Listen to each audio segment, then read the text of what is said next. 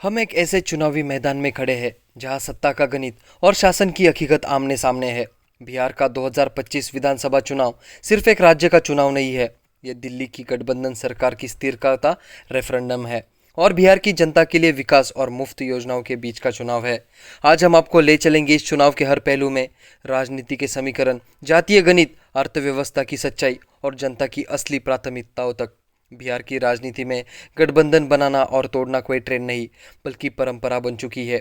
2025 में मुख्य मुकाबला है एनडीए बनाम महागठबंधन। एनडीए में शामिल है मुख्यमंत्री नीतीश कुमार की जेडीयू, भाजपा चिराग पासवान की लोक जनशक्ति पार्टी, जीतन मांझी की हम पार्टी और उपेंद्र कुशवाहा की आरएलएसपी।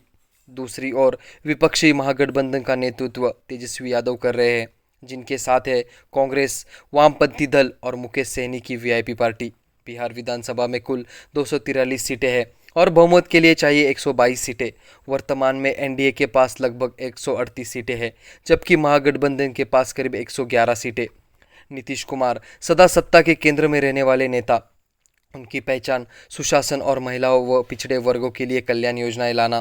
तेजस्वी यादव युवा चेहरा, रोजगार और सामाजिक न्याय पर फोकस करना। युवाओं और आरजेडी के परंपरागत वोट बैंक में उनकी मजबूत पकड़ है। भाजपा के रणनीतिक रूप से दो डिप्टी सीएम बनाए हैं, सम्राट चौधरी और विजय सिन्हा, जिससे गैर यादव ओबीसी वोट बैंक को मजबूत करने की कोशिश की जा रही है।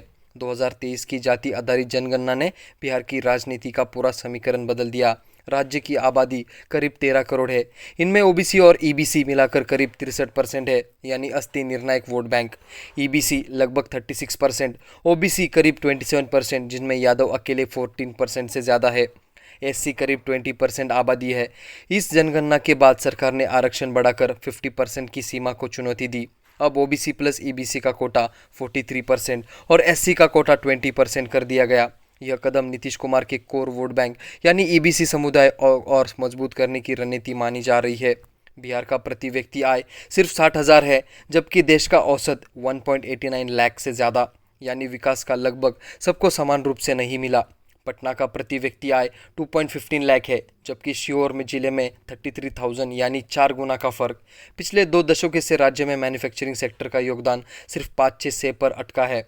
शहरीकरण की दर भी सिर्फ 12% है, जबकि देश का औसत 35% है। राज्य की आर्थिक सेहत चिंताजनक है। कर्ज से जीएसडीपी अनुपात 39.6% तक पहुंच गया है। राजस्व का लगभग 75% हिस्सा केंद्र से मिलने वाले फंड्स पर निर्भर है। तेजस्वी यादव की आरजेडी ने 2020 में 10 लाख नौकरियां देने का वादा किया था और दावा किया था कि 17 महीनों में 5 लाख नौकरियां दी गई। वहीं एनडीए ने इसे बढ़ाकर 12 लाख नौकरियां देने का लक्ष्य रखा है। चुनाव से पहले नीतीश सरकार ने कई राहत योजनाएं लागू की। 125 यूनिट तक बिजली फ्री, 1.21 करोड़ महिलाओं को 10,000 का ट्रांसफर, वरिष्ठ नागरिकों, विधवाओं और दिव्यांगों को 1100 मासिक पेंशन। इन योजनाओं पर कुल खर्च 33,000 करोड़ हुआ, यानी बिहार के अपने टैक्स राजस्व का आधे से ज़्यादा हिस्सा सिर्फ मुफ्त योजना में गया। बिहार में एक डॉक्टर पर 2,148 लोग हैं, जबकि डब्ल्यूएचओ का मानक है 1 पर 1,000 ज़रूरत है। करीब 1.25 लाख डॉक्टरों की, लेकिन उपलब्ध है सिर्फ आधे से भी कम। सीएजी रिपोर्ट के अनुसार सरकार ने 2016 से 2022 के बीच स्वास्थ्य बजट का 31% हिस्सा खर्च नहीं किया। साक्षरता दर अब भी लगभग 62% है।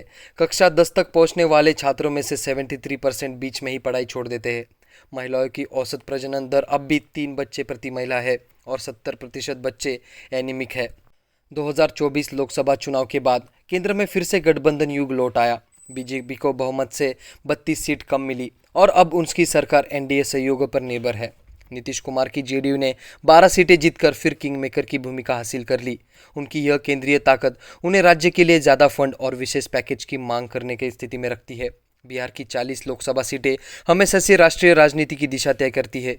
अगर एनडीए यहाँ मजबूत जीत दर्ज करता है तो मोदी सरकार की स्थिरता को बल मिलेगा, लेकिन अगर महागठबंधन जीतता है तो देश भर में विपक्ष को एक बड़ा मनोबल मिलेगा। बिहार का 2025 चुनाव जातीय जनगणना, बेरोजगारी और आर्थिक असमानता के बीच एक बड़ा सामाजिक परीक्षा है। 33,000 करोड़ की मुफ्त योजनाएं और 39.6% का कर्ज अनुपात बताते हैं कि अल्पकालिक सियासी फायदे के लिए दीर्घकालिक आर्थिक स्थिरता दांव पर है। जब तक बिहार अपने स्वास्थ्य और शिक्षा जैसे मूल ढांचे को सुधार नहीं पाता, तब तक प्रवासी मजदूरों का संकट खत्म नहीं होगा। इस बार जनता के सामने असली सवाल यही है क्या वो तुरंत राहत चाहती है या ऐसा स्थायी विकास जो आने वाली पीढ़ियों को जिंदगी बदल सके? बिहार का फैसला तय करेगा कि आने वाले वर्षों में देश की राजनीति का स्वरूप कैसा होगा। जय हिंद।